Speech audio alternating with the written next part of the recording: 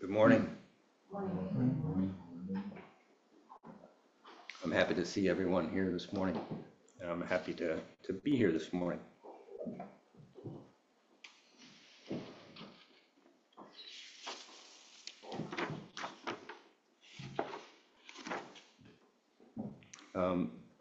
I know most of you, but for those that I don't, my name is Koten. I live here at the Zen Center. I have for a number of years.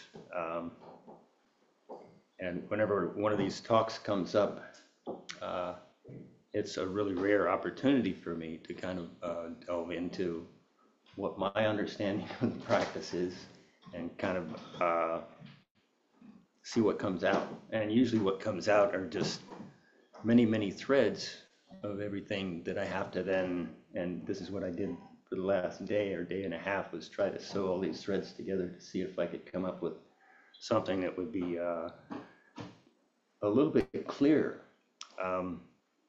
But as we'll find out today, all of these threads that need to be sewn or clipped or completely plucked out, they all come from the same source. And so this is, I guess, why it's not so important to get to all of the threads, because that's in a relative sphere. And we have to know that it all comes from the same root. All of the different forms of Buddhism and sects of Buddhism may look at things in a different way, and it may seem that it's very different on the surface, the way that they practice, the way that they chant, or the way that they interact with each other. But it's not to say that one is above the other one. They're all pointing at the same thing, the same root. So it's different ways of looking of different aspects of the same thing that we're looking at. I was also kind of happy to see that the weather changed this morning and it's not 95 degrees in here right now. Though it's a little chilly, when can we be satisfied? Because first it's too hot and then it's too cold. And what the ancestors say is you need to be just whatever it is. So if it's hot, just be hot. And if it's cold, just be cold. This morning we chant, or every morning we chant 3 special sutras. And these are the Heart Sutra, or Makahanya Haramita Shingyo, the Sandokai, or the intimacy of relative and absolute, and also the compassionate Dharani, the great compassionate Dharani, or the Daikishin Dharani. These all these sutras explain our practice completely. These 3 sutras, they explain or convey the wisdom and the compassion of this practice. And if we read them closely, they give us the correct transmission of our proper effort and our understanding. It may seem confusing, with the Heart Sutra that negates everything, but it's negating everything to the point that it upholds everything. So today I wanted to talk about the Sandokai. And I think maybe we'll go back and talk a little bit about lineage first, so that as I mentioned some of these great ancestors of ours, I don't have to explain who everyone is. So first, Bodhidharma is in our altar to my left here. Bodhidharma came to China in the 6th century and started the Zen tradition in China, or the Chan tradition. So he's known as the first patriarch of Zen. As we move around, Huineng is the 6th patriarch, and he's very important in the lineage as well. He brought some very important teachings. And one of his early students was Sakito Kisen. Now, Sakito was actually transmitted from Huineng's successor, But as a young boy, he was there at when Huineng was on his deathbed. So he had that spark of inspiration from the sixth ancestor as well. As we move on, Suzuki Roshi, and we're going to talk today using Suzuki Roshi's book, Branching Streams Flow in the Darkness. Now, this is a book of talks that he did on the Sandokai. The branching streams flowing in the darkness, this is like all of my threads. But they're coming, and one of the main points that Sekito Kisen points out is that it all does come from the same root. And everything comes from the same source. So we'll talk a little bit and read a little bit from Suzuki Roshi's book. And then, of course, behind the altar is Dogen Zenji, and I may mention Dogen a few times. Dogen in the 13th century was not satisfied with what he was being taught or what his questions weren't answered in Japan. So he went to China to see if he could find what he felt would be a true teaching. He found that and brought it back to Japan. Now this all in our lineage of silent illumination, or the Soto tradition. It was, I think after Huineng, there was a split. I don't want to get into it too much, but this is one of the reasons why Sekito Kisen wrote the poem of the Sandokai, was that there was a disparity between the two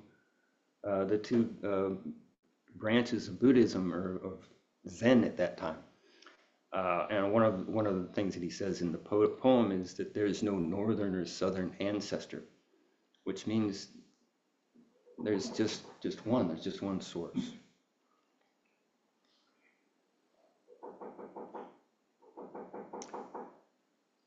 So last week, Roshi spoke about it is and it isn't, and I wanted to touch base on this just quickly because I think that Suzuki Roshi addresses this in one of the talks that we'll go through today, and also it does have to do with our Sandokai as well.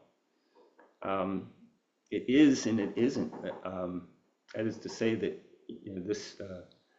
this is the lectern, but it's also not a lectern. And we should contemplate what that means, or what Roshi meant by that. And I'm not sure if anyone has an idea of what that means.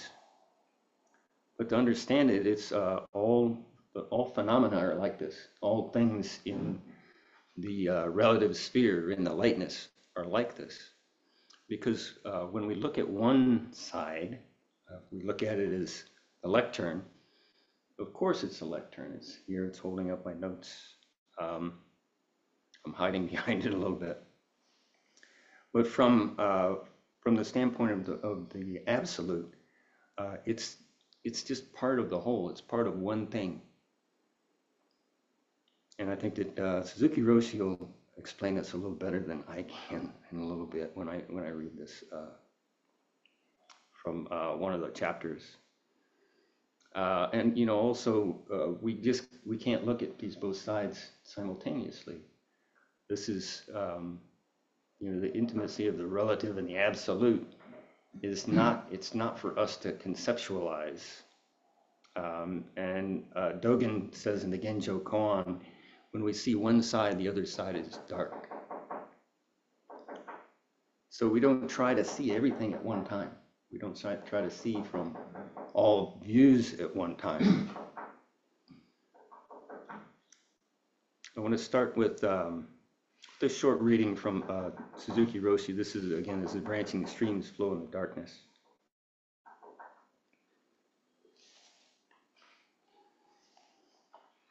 And this is actually a talk that was given to a class of philosophy students and all of the students there at Tassajara. Now this book was compiled from talks that Suzuki Roshi gave on the Sandokai to all the students there at Tassajara. it's very interesting if you read through it. You know, the way that he explains things is very simple, and yet it's quite deep, and it's quite intense, but very ordinary, so that the students could understand and follow along and listen to what he was saying. He was, just finding a way to communicate this very deep subject to Westerners. So this is just called, We're Just a Tiny Speck of Big Being. So the purpose of the study of Buddhism is to have perfect understanding of things, to understand ourselves and what we are doing in everyday life. It's also necessary to understand why we suffer and why we have so much conflict in our society, in our families, and within ourselves. In other words, to understand what is going on in the objective and subjective realms. If we see things as it is, and if we are aware of what we are doing and have a good understanding, we will know what we should do. This is the intellectual study of Buddhism, which includes both dualistic and non-dualistic study. It is also necessary to have some real experience of the Buddha way. Study and practice are different from each other. Even though you have a good understanding, if you do not follow that understanding, it will not help you. We're now studying the Sandokai, a poem, a kind of scripture written by a great Chinese Zen master. In one of my lectures, I explained that what we meant by the darkness and light. Darkness means something we cannot see or think about, something beyond our intellectual understanding. We do not know what is going on in utter darkness. If you're in a dark place, you may be afraid. This room is pretty dark right now, but you can still see things. If there were no light, you could not see anything, but it would not mean there is nothing here. There are so many things, but you would not be able to see them.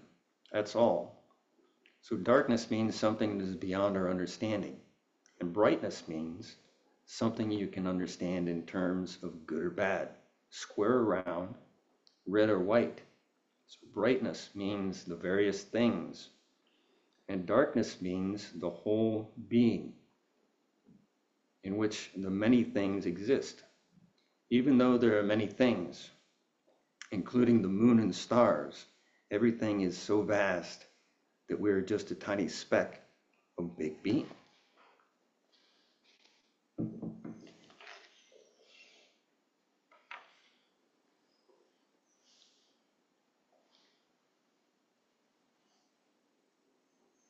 So I'd like to, as we read or as we read these things or try to understand them, we also we want to relate this back to what our Zazen practice is. I think this is what Suzuki Roshi is saying: is if we don't follow our understanding, then we're lost. So we need to sit and contemplate this as we're sitting. There's also, through this book, a lot of questions from students, and then Suzuki Roshi answers them. And those are quite interesting and quite revealing as well. So I don't know if people have seen this in the Sangha house, but there's copies for everyone to take. It's called The Method of Zazen. And it's really quite interesting and quite a deep understanding of, how we comport ourselves during Zazen. Because, the question of what do we do when we're supposed to just be sitting and just be doing nothing? How does that work? How do we do that? And it goes through the three different positions. So it's the disposition of the body, the disposition of the breath, and the disposition of the mind. And you'll notice as we read through, the disposition of the mind follows back to the disposition of the breath. So these all help to control each other. They're all contained within each other. another another aspect in the Sandokai, which we can learn. But yeah, I suggest that people go and take one. They're there for the taking. This is offered for you. Read through it, and you can contemplate that as you're sitting. Contemplate that as you're, and you can use that as an inspiration for your sitting.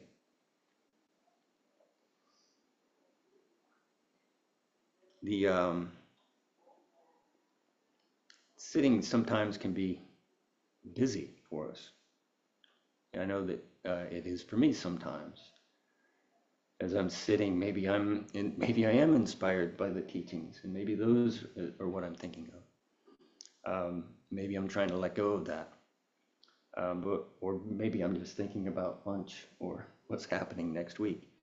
Something that someone said, even though we instruct that that those are the pitfalls, we still can fall into those, and we still need to be able to pull ourselves back with the breath, with checking our posture, and then figuring out what our mind is doing.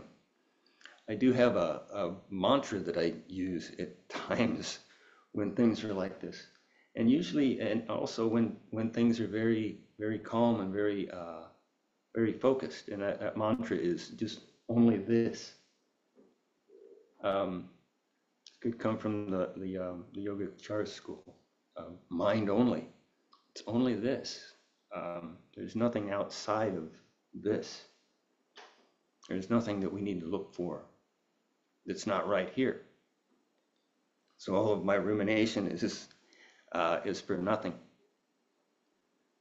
Although it can be inspiring, but we have to be careful because there is some delusion in inspiration, because it's our conceptual mind.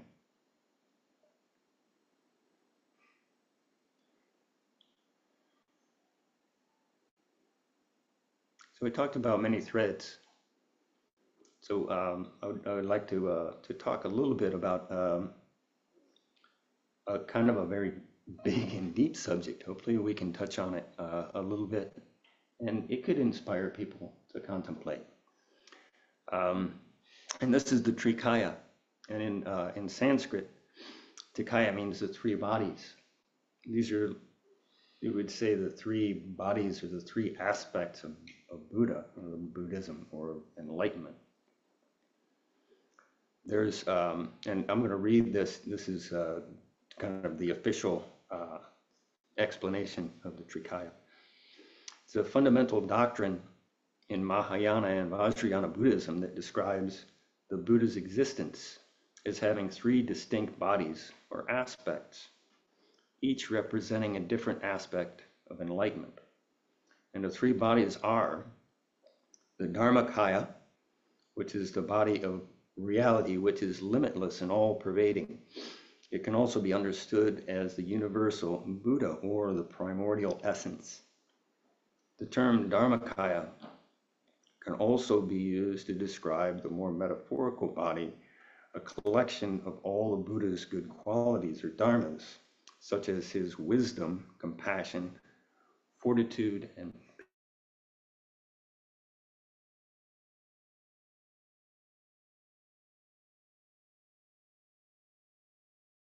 or it's the bliss body, which manifests the ceaseless display of ever-moving and changing energy. It is seen as the form of the Buddha which taught the Mahayana Sutras. And so, what Roshi told me was, this is the body that teaches, that also transmits and realizes. So the third one is the Nirmanakaya, and this is Buddha's conditioned human body of flesh.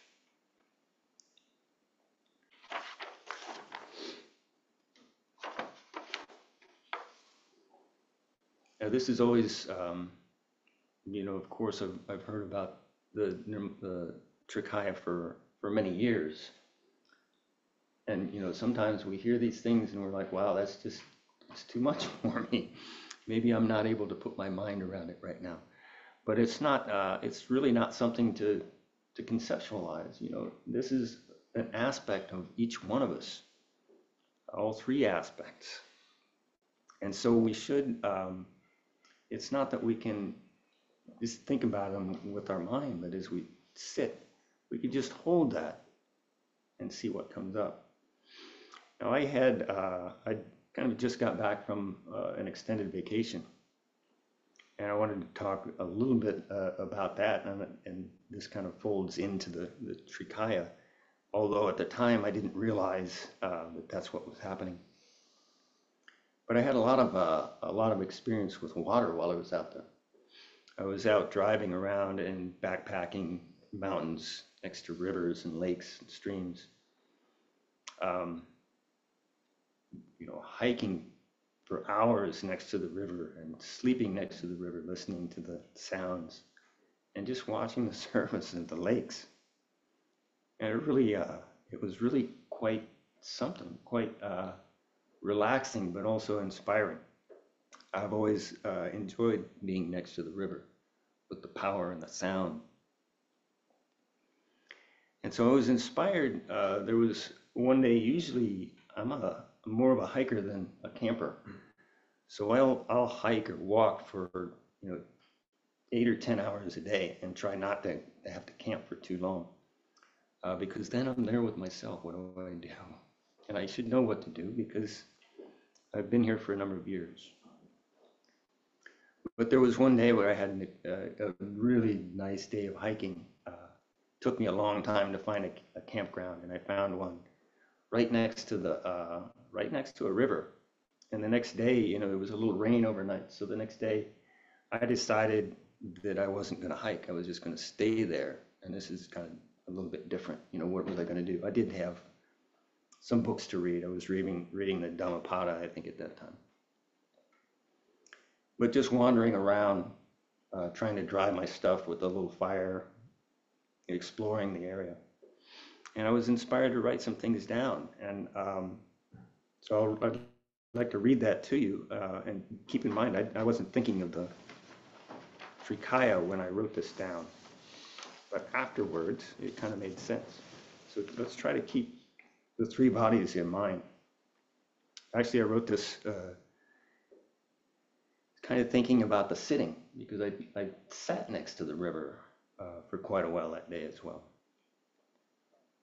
So just sit, be like the river, ever flowing, ever unknowing, accepting all streams and sources equally, gathering strength as it flows from just being open.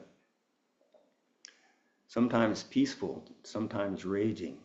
A river does not choose its own path, though it must help to shape it and energetically nurture it. Where did it all come from?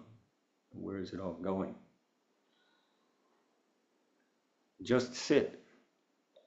Be like the lake, the puddle, or the ocean, ever abiding, ever changing, impermanent, fed by the river, fed by the rain, waves and ripples above, radiating outward and silently into the depths. A container and also contained, holding but letting go when the time is just so, in a way that is just so.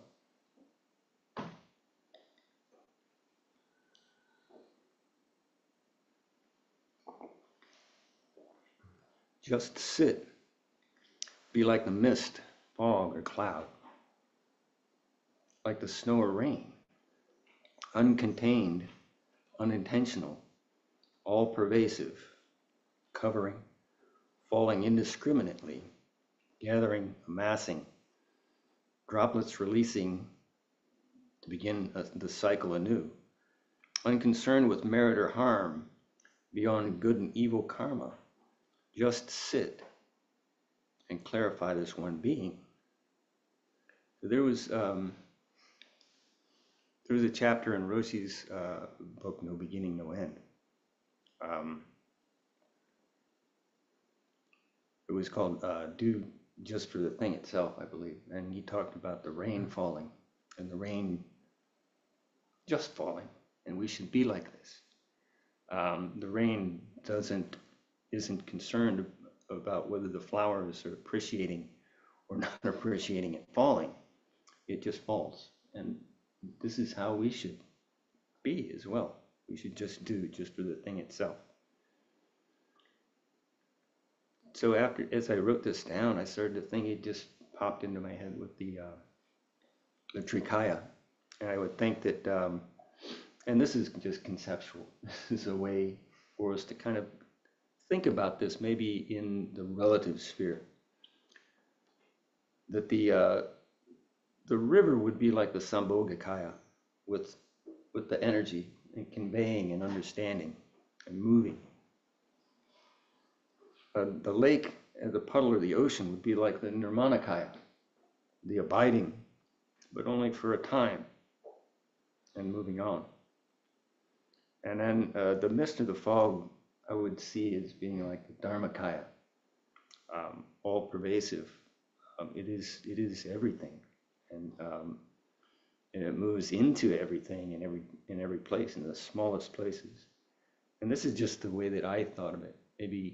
Maybe you would have different views of it, and that's okay too. When I think Dogen Zenji tells us to contemplate these things when we're sitting. I think in the Shuso, he talks about temporal conditions. We must contemplate temporal conditions, the time of sitting, the time of not sitting. It goes on and on and on.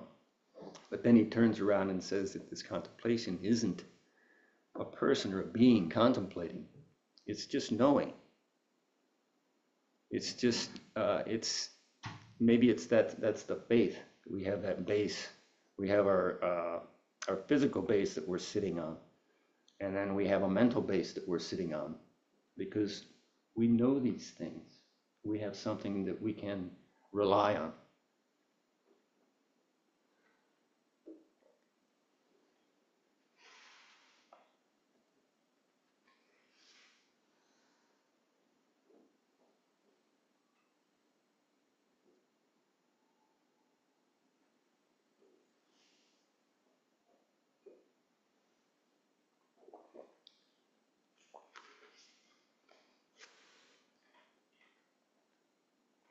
I think what I could do is I'm going to read.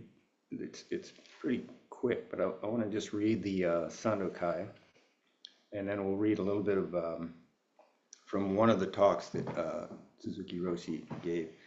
Now, this version of the Sandokai is not the same one that we chant in the morning. This is actually very close to the Sotoshu's accepted version. Sotoshu is the Soto Zen, like the Soto Zen, they make all the rules. They're the Soto Zen police. And this is very close to what I can read, if I open their book.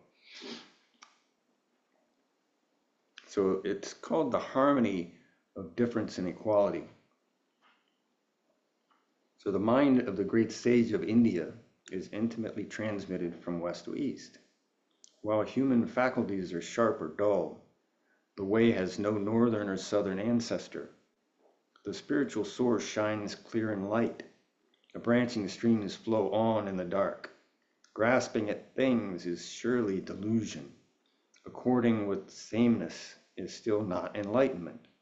All the objects of the senses interact and yet do not. Interacting brings involvement.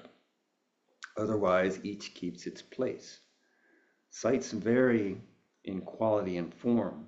Sounds differ as pleasing or harsh. Refined and common speech come together in the dark. Clear and murky phrases are distinguished in the light. The four elements return to their natures, just as a child turns to its mother. Fire heats, wind moves, water wets. Earth is solid, eye and sight, ear and sound, nose and smell, tongue and taste. Thus, for each and every thing, depending on these roots, the leaves spread forth. Trunk and branches share the essence. Revered in common, each has its speech. In the light there is darkness, but don't take it as darkness. In the dark there is light, but don't see it as light. Light and dark oppose one another, like front and back foot in walking. Each of the myriad things has its merit, expressed according to the function and place. Phenomena exist like a box and lid joining. Principle accords like arrow points meeting. Hearing the words, understand the meaning. Don't set up standards of your own. If you don't understand the way right before you, how will you know the path as you walk? Practice is not a matter of far or near, but if you're confused, mountains and rivers block your way. I respectfully urge you who study the mystery, don't pass your days and nights in vain. And this last verse, or the last sentence, or a couple of sentences, is what we have on the Han. So on our work Han, it's written that life and death is the great matter for a Buddhist. Suzuki Roshi at the end, his ad was, "Don't goof off."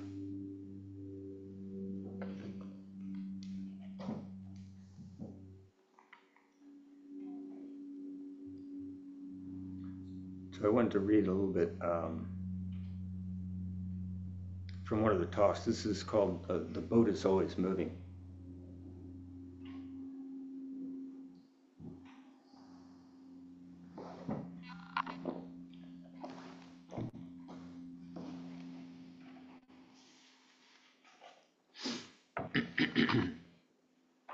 And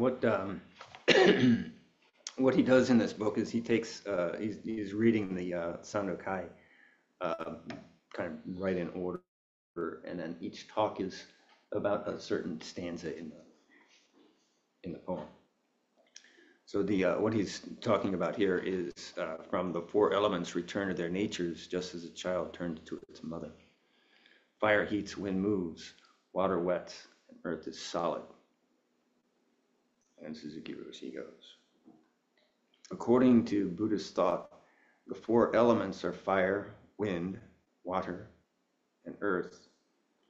Though not a perfect description, we say that these four elements each have their own nature.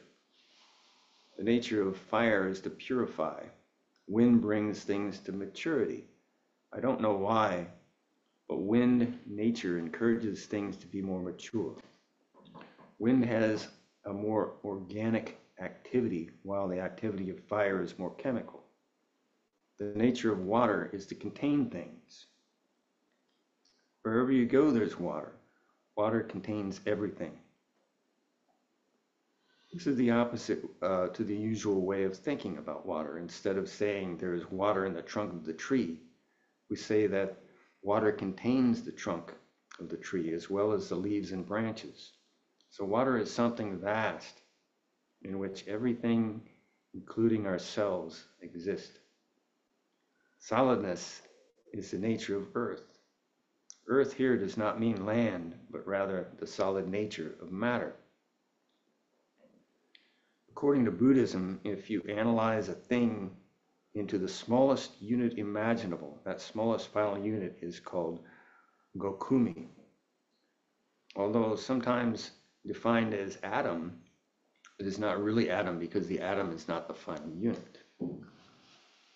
I don't know what the proper terms, but according to my understanding of modern physics, the smallest final unit of being has no weight or size. It is just electrical energy. Strangely enough, Buddhism has a similar idea. Although Gokumi has the four elements, fire, wind, water, and earth, it is not something solid. When we reach this point, we see that its nature is just emptiness. The four elements are not just material, they're energy or potential or readiness. This is Gokumi. To these four elements, we add the quality of emptiness. So fire, wind, water, and earth are all empty. Even though they are empty, from this emptiness, these four elements come into being. And as soon as these four come into being, right there is the final unit, Gokumi. That is a Buddhist understanding of being. It looks as if we were talking about matter, but these elements are not just matter. They are both spirit and matter. Thinking mind is included. According to emptiness, accordingly, emptiness includes both matter and spirit, both mind and object, both the subjective world and the objective world. Emptiness is the final being, which our thinking mind cannot reach. Each of the four elements then resumes its own nature, that is, comes to emptiness, just as a child returns to its mother. Without mother, there is no child. That the child is here means that mother is here. The emptiness here means that the four elements are here. And even though the four elements are here, they are nothing but a momentary formation of the final emptiness. In these 4 lines, in the 6 lines that follow, Sakito is explaining reality in 2 ways. One is the independence, and the other is dependence. He talks first about the truth of independence. Although there are 4 elements, these elements naturally resume their original natures. Although there are many things, each one of them is independent. A child, even though it has a mother, is independent. Fire is independent in its nature of heat. Wind is independent in its nature of movement. Water is independent in its nature of moisture. And earth is independent in its nature of solidity. Each thing is independent. I want to read the lines from the next talk so you can understand the lines for this talk better. Eye and sight, ear and sound, nose and smell, tongue and taste. Thus for each and every thing, depending on his roots, the leaves spread forth. Trunk and branches share the essence. Revered and common, each has its speech. These lines express the understanding of what I call independency. Each one of you is independent, but you're related to each other. Even though you're related to each other, you're independent. You can say it both ways. Do you understand? Usually when we say independent, we have no idea of dependent, but that is not a Buddhist understanding of reality. We always try to understand things completely, so we will not be mixed up. We should not be confused by dependence or independence. If someone says everything is independent, we say, okay, that is so. And if someone else says things are interrelated, that is also true. We understand both sides, so whichever you say, that is okay. But if someone sticks to the idea of independence only, we will say to him, no, you're wrong.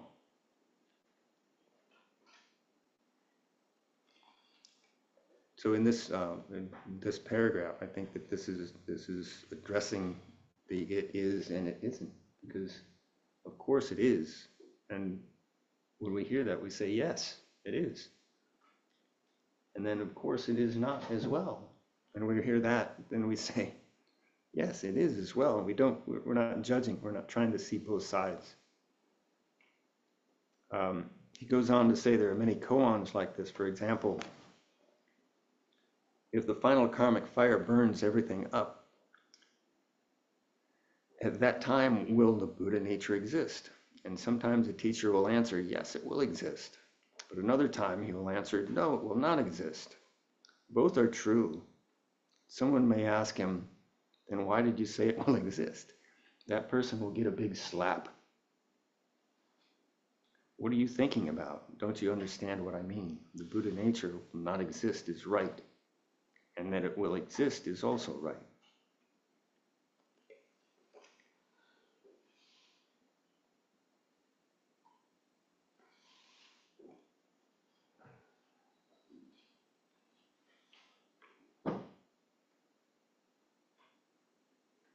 When we think about something in terms of duality,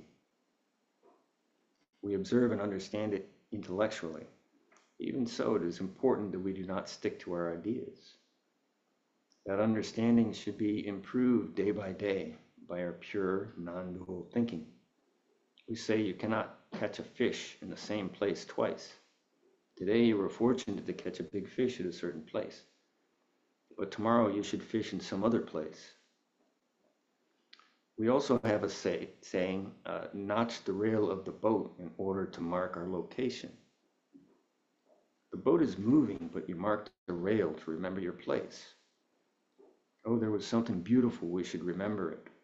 Marking it doesn't help because the boat is always moving, but we do it just the same. And this is what we do in our lives, this marking the rail of the boat. We try to go back to the same thing each time. And I'm afraid even in our zazen, what are we trying to do? Are we trying to make the same thing happen again and again? We may have a realization when we sit, and that's good, but we can't mark that. We can't put a cage on that and pull ourselves back to that one because it doesn't exist anymore. We can't even sit in the same place twice because everything has changed. But still, we try to hang on to that. We have to understand that there's much more than our own ideas, that our own realization, that it moves much farther beyond that, and that we have to throw that away and start over again, just from where we are. I think that might be enough for today. Are there any questions or comments?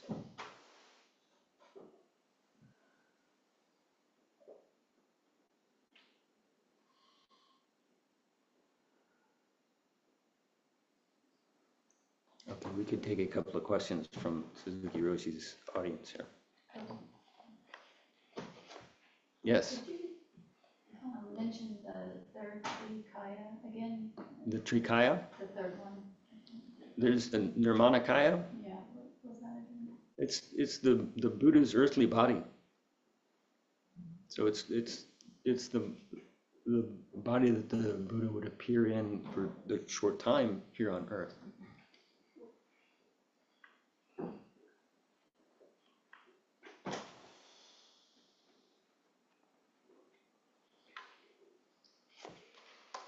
Is it our body as well then?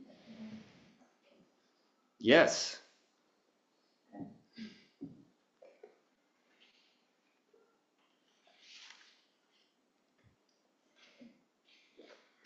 Let me pick out a couple of questions we had. I would do the first one. So these are questions from the students that they came up after the talk, and a lot of the times they're not really related to that talk. It's just what's going on with that student time too, and this is quite interesting. But in a previous talk, you said that if we understand our closeness, our dependence on other things, then we are independent. Are we independent even though we don't understand this? And Roshi says, actually, it is so. But the point is that you don't feel that way, so you don't understand it in that way. Yet, even though you don't have a really close feeling toward others, if you know this fact, even intellectually, you will not make too big of a mistake, or at least you will not stick to one side only, or you'll not be so arrogant. There is something very important here. When I talk this way, I am talking about things as if I am a completely enlightened person. For an enlightened person, this is very true. But for people who are not enlightened, it is just talk. When our practice follows this understanding, that is true Buddhism. Our practice should not be just intellectual. Even if you practice hard, without this kind of understanding, your practice doesn't make much sense. It is still involved in the idea of somethingness.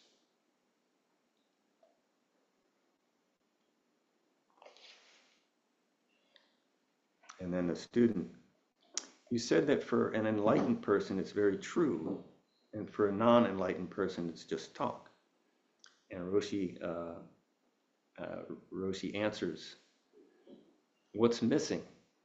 Practice is missing. Only when you practice Zazen hard is it true. At the same time, even though you practice hard, your practice will not always be complete. There may be a big gap between the truth and your understanding or actual experience. Your intellectual understanding may be high, but your practice may be low. You have intellectual understanding is easy, but practicing with emotions is difficult because we easily stick to something emotionally. So we say, it is easy to understand nothingness, and it is easy to destroy the intellectual understanding. But to deal with emotional difficulty is as hard as splitting a lotus in two. Long strings will follow, and you cannot get rid of them. The strings remain. With intellectual difficulty is easy as breaking a stone in two. Nothing is left.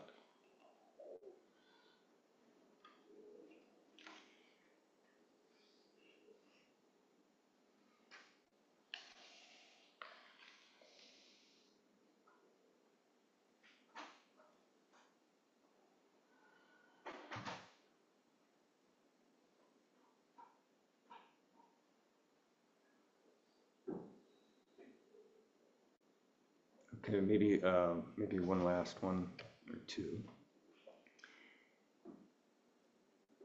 The student, when we sit zazen and have correct posture and follow our breathing, do we need these concepts about Buddhism or about the four elements?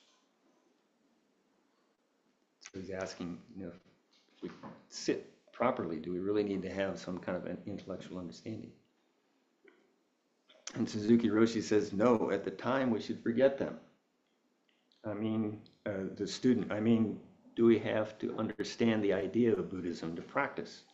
And Roshi says, we have to, because we tend to look at things in that way, back and forth, study and practice.